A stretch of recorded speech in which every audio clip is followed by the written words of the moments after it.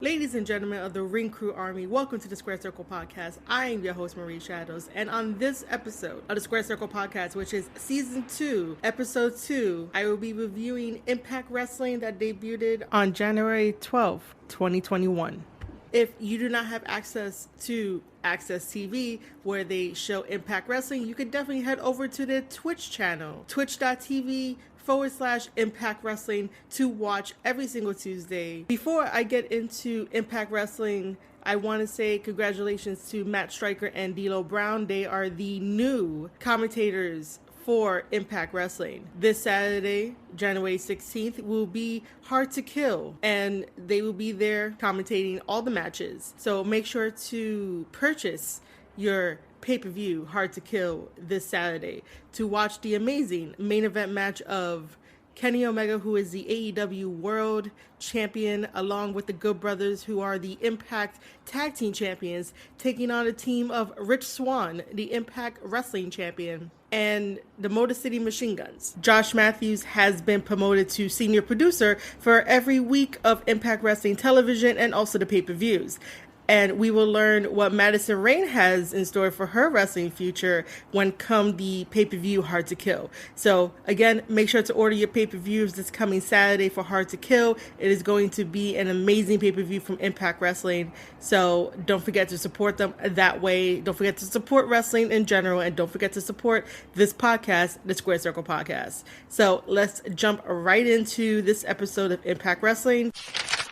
It opens with women's wrestling. We have Taya Valkyrie taking on Kimberly. In Taya's Valkyrie corner, you have Rosemary, and in Kimberly's corner, you have Deonna Purrazzo, which is the Impact Women's Champion. In the beginning of the match, there was a lot of fists flying around, a lot of hard strikes, a lot of punches, powerful attacks by Kimber to Taya Valkyrie. And then at one point, Taya Valkyrie turned the tables on Kimberly. Kimberly came back with a bunch of submissions on Taya Valkyrie, which looked pretty good. Then there was the pinning combinations, but no one got pinned for the victory. There was a choke from Kimberly onto Taya Valkyrie. Then Taya Valkyrie powers out, tries to cover, but Kimberly kicks out. Taya Valkyrie then gets the knees up as Kimberly goes for a swanton bomb off the top rope. Then there's the hot combination by Taya Valkyrie onto Kimberly. There was a short arm reversal and then try for a pin. Kimberly did a deadlift German suplex to Taya Valkyrie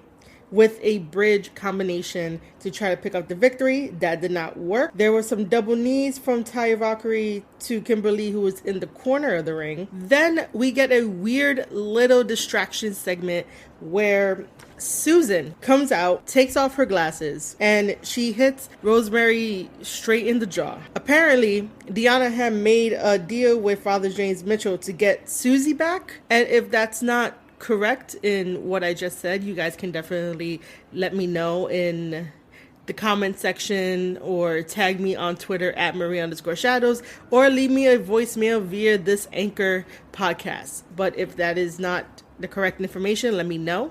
I was a little worried about that information, but I do know that we no longer have Susie and now we have a Susan.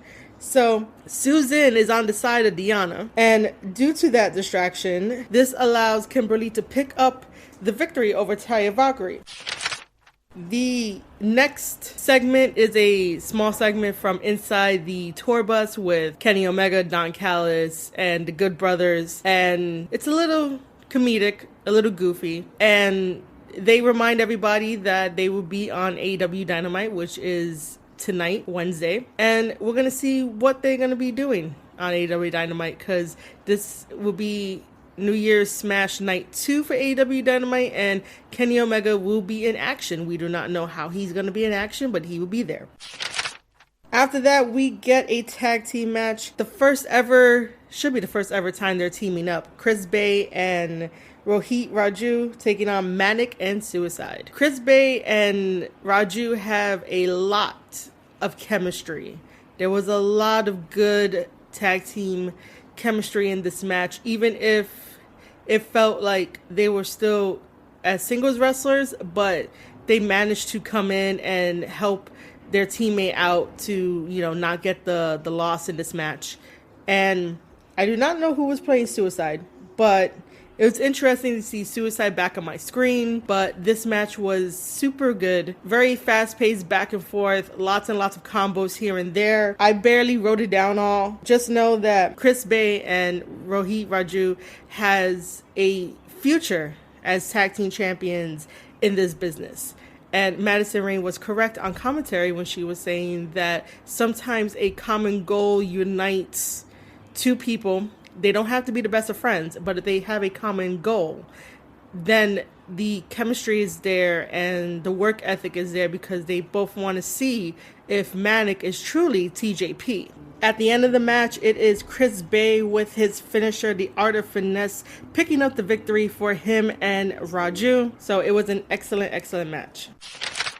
After that, we get Diener versus Tommy Dreamer. This match is set up for Hard to Kill, where we are going to have a match of old school rules. It's going to be the team of Eric Young, Diener, Joe Doring versus Tommy Dreamer, and Rhino and Cousin Jake. So Eric Young has converted Cody Diener into Diener because he has showed him that professional wrestling has always been a virus. He showed him the truth. Therefore, we have a meaner looking Diener and just an all-round heel, and he's taking on Tommy Dreamer in this match. It was a straight up brawl of a match where both Tommy Dreamer and Diener were going at it. Then you had Rhino and Joe Doring being ejected from the match after the referee saw what they were doing. And then after that, you have a little bit more fighting. Diener is out on the outside, and Cousin Jake, the ultimate babyface right now, was pleading with Diener to be like, hey, it's me, you know you don't have to do this. All that extreme babyface stuff that I believe Cousin Jake is wasting his time with.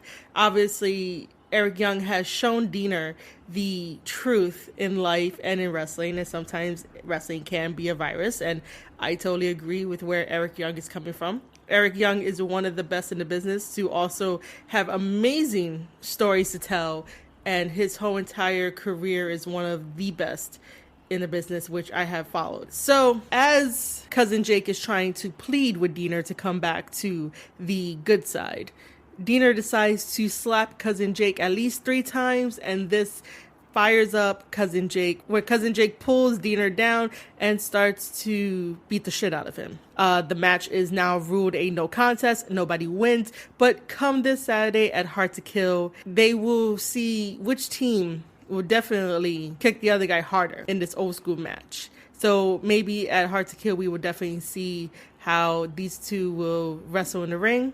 It probably won't be a wrestling match. It'll just be a straight up brawl. But that is what happened. A no contest due to everyone getting upset and trying to beat the shit out of each other. And now Cousin Jake probably realizes that there is no getting through to Diener. After that, we have another women's match. It is Tenille Dashwood taking on Rosemary. This match was a little slow for my liking. I admire Tenille Dashwood in her career, and I admire Rosemary for the character that she plays and how well she plays it and how believable it is. So props to both women. But just the pace of the match was slow. So at one point, Caleb with a K has a hairspray and he uses it against Rosemary. You would think that that would have ended the match, but no, that was a good swerve. Rosemary kicks out at 2. Tenille is still attacking Rosemary to try to pick up the victory. There is a neck breaker that Tenille does on the ropes to Rosemary, which looked pretty nice. Then Rosemary comes back with her hot combo with some clotheslines, a sling blade, and then she has Tenille upside down in the ropes, which causes for a rope break. And then we get a really weird segment in this one where Crazy Steve just pops up from the ringside and basically chases Caleb with a K all around the ring. This causes a slight distraction, and you can see in Tenille's hands she has the hairspray, so you would think that they're going to try it again. However, Rosemary is one step ahead of Tenille and Caleb with a K. Rosemary takes the hairspray and sprays it into Tenille's eyes, which causes some damage, and Rosemary does a spear to Tenille Dashwood, and Rosemary picks up the victory for that match. Now, it has been announced that for the Hard to Kill pay-per-view this Saturday, January 16th, it will be Tenille Dashwood and Caleb with a K taking on Rosemary and Crazy Steve. After that, we get a filler match, which is Moose versus Matthew Palmer. This is Matthew's chance to show the world why he deserves to be in Impact Wrestling and why he deserves to face Moose and try to make a name for himself. It starts off really well with some really powerful double drop kicks to Moose that lands him in the corner. Really good looking drop kicks from Palmer. However, Moose is bigger and stronger. Therefore, his power attacks towards Matthew Palmer has the referee to stop the match. So this match ended in a referee stoppage. So there is no winner, there is no loser. The referee was looking out for Matthew Palmer and his health, so the referee stopped the match. Now we come to our main event of Impact Wrestling. It is Carl Anderson versus Rich Swann. This is in preparation for Hard to Kill, which is this Saturday. Carl Anderson is taking apart Rick Swann, working on his shoulder. And even Rick Swann was working on Carl Anderson's other shoulder too. So both men were working on a body part. It was a straight up wrestling match with wrestling holds and everything in between. At the end of this match, Rich Swann ended up getting the upset victory over Carl Anderson with a simple roll up. It happened so fast that I didn't even know what happened, and I had to rely on the commentators or Twitter to tell me how the hell Rick Swann won this match. So after all that, Gallows and Kenny decide to jump the Motor City Machine Guns in their little locker room, and a brawl broke out between both of those guys, and then Carl Anderson and Rich Swann joined the fight as well. Everyone was fighting, and that is how Impact Wrestling ended that night, with everyone fighting. Everyone is obviously getting ready for the Hard to Kill pay-per-view, and it's probably going to be a really good one, and we're going to see where these storylines go. We are definitely going to see where Kenny Omega, the Good Brothers, and also the Young Bucks go in their new storyline of getting the band back together, and what does this really mean for both companies of Impact and AEW. Ladies and gentlemen of the Ring Crew Army, that is my review of Impact Wrestling that happened on January 12, 2020. I hope you guys enjoyed this episode from Season 2, Episode 2 of the Square Circle Podcast. And if I decide to backtrack, review any episodes of Impact Wrestling and AEW Dynamite that I have missed, those will be called the Lost Episodes. Again, thank you guys for all your support. Make sure to follow me on my Twitter at Marie_Shadows. You can definitely leave me a voice message right here on anchor.fm/Square Circle Podcast.